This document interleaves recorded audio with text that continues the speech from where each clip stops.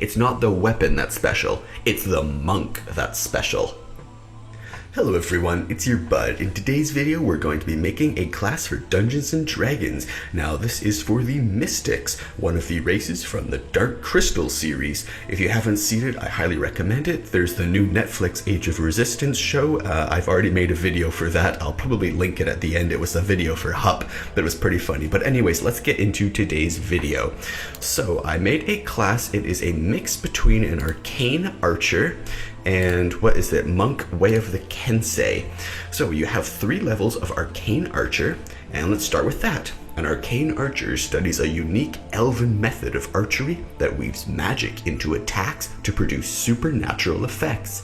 Arcane Archers are some of the most elite warriors among the elves. They stand watch over the fringes of elven domains. And I'm actually just going to pause this. I noticed the screen was flickering every time that just switched to a new GIF there in the background. They watch over the domains, keeping a keen eye out for trespassers and using magic-infused arrows to defeat monsters and invaders before they can reach elven settlements. Now, I just want to actually say that this is more not about the Mystics, but about this guy, urVa. urVa the Archer. So yeah, urVa the Archer is one of the many Mystics, and that's what I based this off of. Over the centuries, the methods of these elf archers have been learned by members of other races who can also balance arcane aptitude with archery. So I only have 3 levels of arcane archer. At 3rd level, you learn magical theory, some of your secrets of nature, typical for practitioners. You choose proficiency in either Arcana or Nature, and depending on which one you choose, you either get Prestidigitation for Arcana or the Druidcraft cantrip for Nature. And then at 3rd level, you learn to unleash special magical effects with some of your shots, and that's the Arcane Shot ability. When you gain this feature, you learn 2 Arcane Shot options of your choice. Now there are a bunch that you can actually choose from let's see, Banishing to Beguiling. So Banishing will make them disappear for like a minute. Beguiling can charm someone. Bursting can do damage around where it lands. Enfeebling can make the person weak or next turn, so you can make the person's next turn do less damage. There's the Grasping Arrow, which makes some like vines spring out, and that's pretty neat. And it does poison, which I really like that one. I almost chose that one, but then I realized the most fitting ones for our Mystic Archer are Piercing Arrow. You may use transmutation magic to give your arrow an ethereal quality. When you use this option, you don't make an attack roll for the attack. Instead, the arrow fires forward in a line, which is 1 foot wide and 30 feet long. Before disappearing, the arrow passes harmlessly through objects, ignoring cover. Each creature in that line must make a dexterity saving throw. On a failed save, the creature takes damage as if it were hit by the arrow, plus an extra 1d6 piercing damage. On a successful save, the target takes half as much damage. And it increases to 2d6 when you reach 18th level in this class, but I'll just say when you reach 18th level, it increases to 2d6. And the second is Seeking Arrow. Now I will discuss a unique way to use Piercing Arrow in a moment, but let's go over the other shot option. Seeking Arrow is the other one that I chose for our archer. Using divination magic, you grant the arrow the ability to seek out your target. Now this is inspired straight from Dark Crystal Age of Resistance. There's a really cool thing using urVa the Archer and his ability to just fire an arrow from like miles away, and he uses it to make Mother Ogre. Like, Mother Ogre is this old witch walking through a forest, and she's woken up from a deep slumber. Then an arrow just lands beside her, and she goes, "Oh, what?" And then another arrow like do lands in a line, and then she's like, "Oh, I guess I'm supposed to go that way." And eventually she's led to this tree where urVa is waiting. So he was just like firing arrows from so far away. So yes, Seeking Arrow is something that really thematically fits with this. So you can seek out your target, allowing the arrow to curve and twist in its path in search of its prey. When you use this option, you again don't make an attack roll for the attack. Instead, choose 1 creature that you have seen in the past minute. Now we'll change that, I think, but yeah, the arrow flies towards that creature, moving around corners if necessary and ignoring 3/4 cover and half cover. I think I just realized what I'm gonna change. So you choose 1 creature that you have seen in the past minute, or you can choose one creature and not replace that chosen creature. So think of it like the favored enemy for a hunter. So if you have a favored enemy that you just keep, and you know, like, oh, I'm going to be fighting elementals forever, but if that fiend ever shows up, I at least have favored enemy to attack that fiend.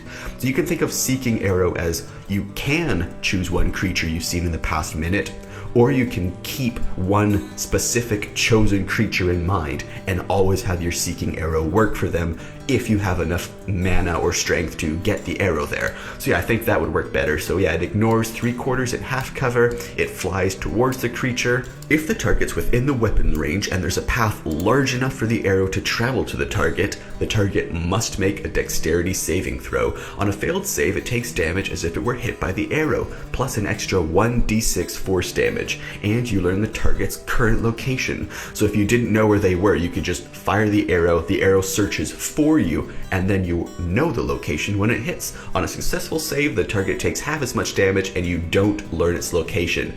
Okay, so that's weird. So you see the arrow disappear, you know it hit, but you can't register where. And the force damage increases to 2d6 when you reach 18th level. Now, the last option, the one that I didn't take, was Shadow Arrow, which was, again, I was really interested in Shadow and Grasping for secondary ones. They are probably the two most useful, but they're not the most thematically fitting for urVa the Archer. So Shadow Arrow, you weave illusion magic, and on a wisdom save, if they fail, they will be unable to see anything further than 5 feet away from wherever your arrow hit. So you just fire an arrow near them, or actually you have to actually hit them. So if you hit them with an arrow, they take 2d6 psychic and they can't see farther than 5 feet away from them. It's pretty cool. So yeah, I really like that. Shadow Arrow and Grasping Arrow were the two other cool ones, but we chose Piercing and Seeking. Alright, so Arcane Shot, you get to choose a few different ones, and we chose Piercing Arrow and Seeking Arrow. Now, I did mention a unique way to use Piercing Arrow.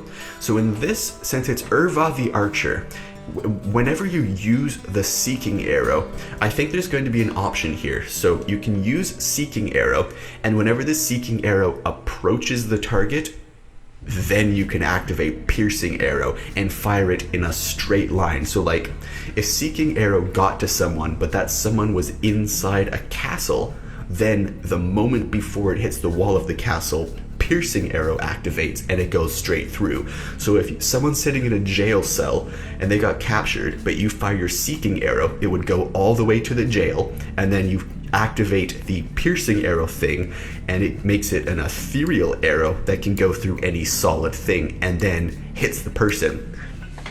So yeah, it's a Seeking Piercing Arrow. I think that's really cool, and if you haven't seen Dark Crystal Age of Resistance, I highly recommend it. You will not be understanding the character we're making unless you've seen the entire show of Age of Resistance for the Dark Crystal Netflix series, because this is pretty much like the pinnacle of urVa's character arc in the show is using the Seeking Arrow, and then it also seems to have a slight Piercing Arrow effect of like, it finds someone and then it's like, and then it fires straight towards that person. So not only does it seek, but it pierces as well. And now we move on to 17 levels of Monk of the Kensei. Whenever I hit stop here, it sometimes deletes the last minute or two of the recording. So yeah, we just finished up with the Piercing and Seeking arrows that can be used in one combination to have a Seeking arrow that then pierces through solid objects to get to your target.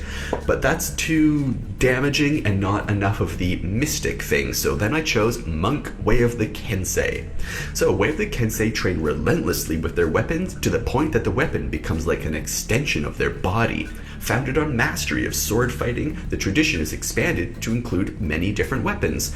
So for this one, the sword fighting is just completely pointless. I mean, in this Dungeons & Dragons character class, you can use this for any character that you can create, but we're really creating urVa urVa the archer, and urVa the archer only uses a blade. I don't think he ever hits something ever. A kensei sees a weapon much in the same way as a calligrapher or a painter regards a pen or brush, and this just fits perfectly with urVa, doesn't it? Whatever the weapon, the kensei views it as a tool to express the beauty and precision of the martial arts. That such mastery makes a kensei a peerless warrior is but a side effect of intense devotion, practice, and study. Yes, that's exactly the Mystic's creed, I think. So, for the path of the kensei, when you choose this tradition at 3rd level, your special martial arts training leads you to be a master of certain weapons. The path also includes instruction in the deft stroke of calligraphy or painting, so you get to choose one of the following benefits.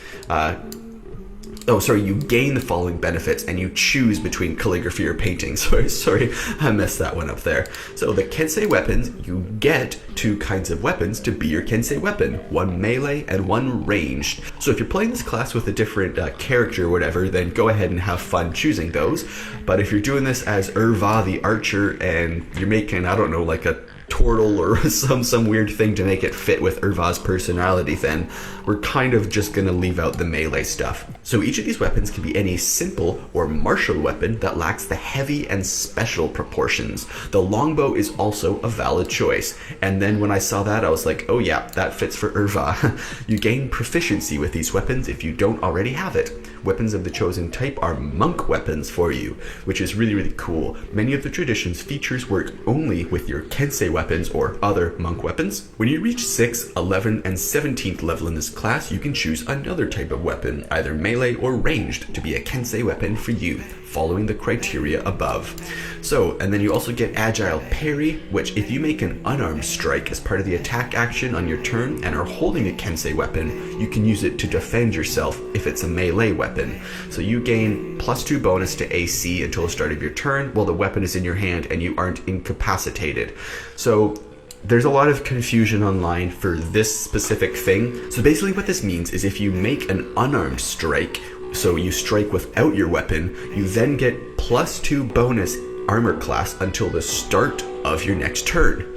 Well, the weapon is in your hand and you aren't incapacitated. So like you could punch someone or something like that or something, but as long as you have the blade with you, it counts as sort of like parrying the blow or strike. So it's thematically like if you hit unarmed but you still have a weapon within your grasp or something like that, then you can still parry it. It's a confusing one, but basically you just get a bonus to AC if you don't use your weapon.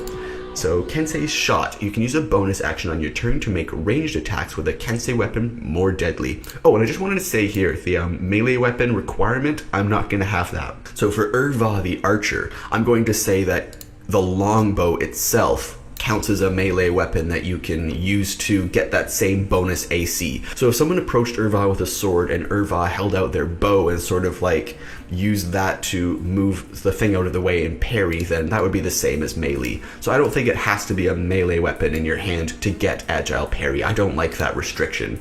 So Kensei's Shot, you can use, oh, where did I lose that? I just lost it right there. Kensei's Shot, you can use a bonus action on your turn to make your ranged attacks with a Kensei weapon more deadly. When you do so, any target that you hit with a ranged attack using a Kensei weapon takes an extra 1d4 damage of the weapon's type, and you retain this benefit until the end of the current turn. So any target you hit in one single turn gets 1d4 extra damage. It's not too much, but it's something. And then Way of the Brush, you gain proficiency with your choice of calligrapher's supplies or painter's supplies. Then at 6th level, you're one with the blade. You extend your ki into the Kensei weapons, granting you the following benefits. Magical Kensei weapons. Your attacks with your Kensei weapons count as magical for the purpose of overcoming resistance and immunity to non-magical attacks and damage. So that's pretty cool. You would have gotten that at 7th level with Arcane Archer, but you also get that at 6th level when you do Way of the Kensei. Then there's Deft Strike. When you hit a target with a Kensei weapon, you can spend 1 ki point to cause the weapon to deal extra damage to the target equal to your martial arts die. And it doesn't say ranged or melee. It's any Kensei weapon. And once again, you get an extra one at 6, 11, and 17. You get extra weapons. So that's pretty cool.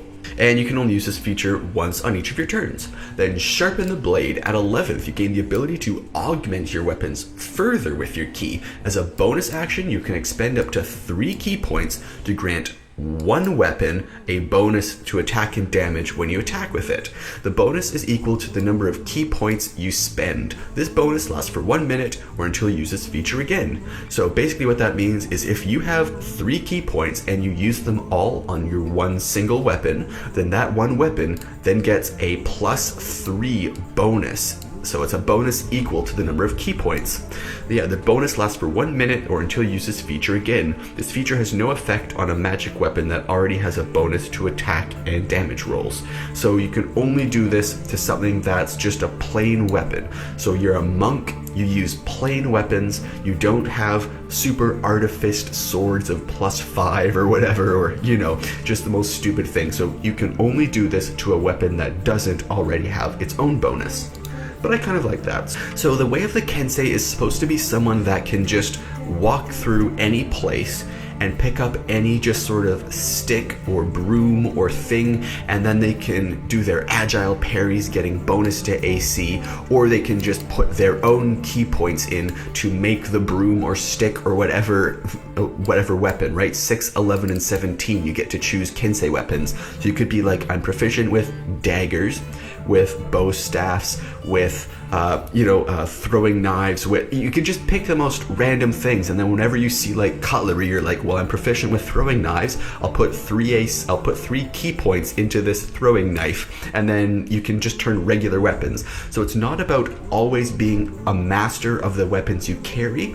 The Kensei is basically about being a master of, I just think of the fights from Ip Man. Whenever you see like a fight from Ip Man where they're like grabbing like just random, I think there's one in a marketplace where they just grab random things and they're fighting, and I don't know, I just think that's sort of like the Way of the Kensei. You spent so long training with specific weapons, not carrying and caring for specifically created weapons. So you're good with all daggers, but you don't have like the artifice dagger of so-and-so that's been passed down through your family. That doesn't matter. So the cool thing about the Way of the Kensei is you don't have to waste time and precious energy caring for certain items that are like, oh, this is a +3, therefore it's more important for me to have. No, you have your Kensei weapons. You have 1 melee and 1 ranged, plus you also get another one at 6, 11, and 17. So you have a bunch of weapons that you've trained with your whole life, and if you come into contact with any of them, they can become just as good as the so-and-so's sword that's been handed down through their family for generations and blessed with the blood of this and that. And so yeah, I like the Way of the Kensei thematically for that reason, and I think that fits well with urVa the archer. I mean, his weapon, it's a simple weapon that he makes into something more. It's not the weapon that's special, it's the monk that's special. And that's what makes Way of the Kensei interesting. And then finally you get your 17th level. Your Mastery of Weapons grants you extraordinary accuracy. If you miss with an attack roll using a monk weapon on your turn, you can re-roll it. You can use this feature only once on each of your turns. There's no requirement for rest. You just get to re-roll one attack every single turn if it misses, and I think that's pretty great. Now there were some other things for let's see, Arcane Archer. If you went past level 3 for Arcane Archer and you went to level 7, you would gain the ability to curve your shots, and like if it missed, you could then roll a d6, and if that shot plus the d6 got to a second target, so say there's 3 targets in front of you, you fire at one of them, you miss, but another one is close enough, you roll your d6, you can make that shot hit the other person. So there was a way of bending arrows with the Arcane Archer when you go past level 3, but level 3 gave you these 2 piercing and seeking, and that was enough for me. So this is supposed to be for urVa the archer, and urVa the archer is like, he's super cool. If you haven't seen Dark Crystal Age of Resistance, like I said, I highly recommend it, and I don't want to spoil it, so I'm just gonna say here, spoilers, spoilers, spoilers, spoilers, spoilers. Okay, so the story of Dark Crystal is, spoilers, spoilers, spoilers, that the mystics are one half of a being. For those who don't know, the mystics and the Skeksis, which are the where Skeksis were evil, they are actually two halves of one soul. So the mystic was all of the good and the skeksis was all of the evil or whatever. One's instinct and one's mentality and mind and all of this. It's really interesting. urVa's other half is something known as the Hunter, this wicked, creepy looking guy. Let's see if I can find a picture of the Hunter. I think it should be here. So he's like, Skekmal, the Hunter. Skekmal, the Hunter, I know he's there. Let's see, Skekmal, if I can find him. Here's a good one. So that's Skekmal, the Hunter. So where the mystics are these like, I don't know, they're almost like camel, like bird thing. I don't know how to describe them. Skekma is one of these skeksis, and Skekma has these weird forearms, and well, not weird, all the other skeksis have like withered forearms. They have two arms that work and two arms that are just vestigial and withered. But yeah, Skekma is a hunter. So the one half of the soul is Skekma the hunter, and the other half is urVa the archer. So Skekma the hunter comes to this pivotal point where he's going to kill one of the main characters, and urVa the archer fires his arrow from atop of a mountain, from this really cool place in the middle of a desert. He fires his arrow, it seeks to the target, it hits the hunter, and then when it hits the hunter, it does that sort of piercing thing where it goes and like fires straight through them. And then the thing is, since they're two halves of the same soul, urVa the archer has to kill himself by firing and killing Skekma. So I really like this. urVa the archer, Skekma, the mystics and the skeksis. I really love it. Dark Crystal's just pretty awesome. It's got a pretty great, there's just so much love put into the story that I thought it was super cool. So I made this class for urVa the archer, one half of the full soul. And unfortunately, out of all of the I don't know what the race is called when they're both in one body, but yeah, it's Skeksis in one, Mystic is the other half of the soul, and when they combine, they become this other race. And this other race was split apart when the crystal was split apart, or something like that. I can't exactly remember the exact way of how the two souls got separated. I know that's a pretty bad thing. I've been hyping up Dark Crystal, and I can't tell you the main plot line. But I've only seen it the one time. I've only seen Dark Crystal once and Netflix's Age of Rebellion, or Age of Resistance once, but yeah, I highly recommend watching it if you enjoyed this, if you thought it was cool, or maybe you can go ahead and make your Arcane Archer of 3 levels and Monk Way of the Kensei 17 levels, and you can have fun playing urVa the Archer in your own game. Now see if you can make your let your DM make you use the seeking and piercing arrows as one single thing. Oh, that flashing is just occurring again. Yeah, if you can let your DM use piercing arrow and seeking arrow at the same time, I think that would be really cool. And seeking arrow, I feel like it's not powerful enough, because think about this. If you cast Animal Messenger, that Animal Messenger can fly anywhere for 24 hours. Over the last couple of years, he has sent no less than 400 death threats to the Pope. By carrier pigeon, no less. They just fly right into the Vatican. Now, is the amount of magical energy used to charm a beast to send a message for 24 hours the same as the magical energy required to have a seeking arrow go as far as the weapon's range? So if your bow had a range of 300 feet and you fired it and the seeking arrow went through the air and then found its target, do you think that's the same amount of energy as 24 hours worth of a enchant creature or something spell? Do you think that's the same as like Animal Messenger? I don't know why I keep cutting back to Animal Messenger, but I think it's a long-lasting thing that flies to its target. So technically the animal has the power to fly to the target, and the magic is only needed for the charm in Animal Messenger. But in this seeking arrow, the arrow somehow moves through the air under the power of your magic, but can only go for the weapon's range. I don't like that. I think there should be some way that you can make it past the weapon's range, or I don't really know how to describe it, but yeah, I think there should definitely be some way to make it go past the weapon's range, or I don't know, there's some reason how it can actually fly to your target no matter how far they are. That would make it way too overpowered, but you only do get piercing and seeking arrow. So you're a monk that can use things cool, and you have your one neat arrow thing. So I think it would be kind of neat to bump this up and make it a bit stronger than it actually is. So anyway, I think I've got to finish this one up.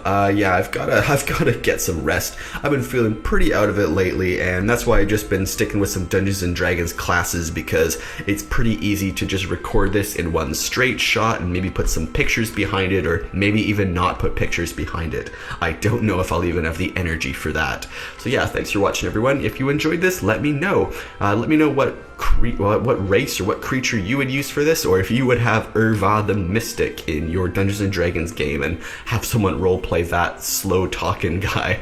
I think it's really cool. So yeah, 3 levels of Arcane Archer, 17 levels of Way of the Kensei, and you have urVa the Archer from the Dark Crystal and the Dark Crystal Age of Resistance. So yeah, leave this a like if you enjoyed, subscribe for daily videos. I'm gonna go have a rest now. Leave any questions or suggestions in the comments below, and I'll see you in tomorrow's video. Thanks for watching, everyone.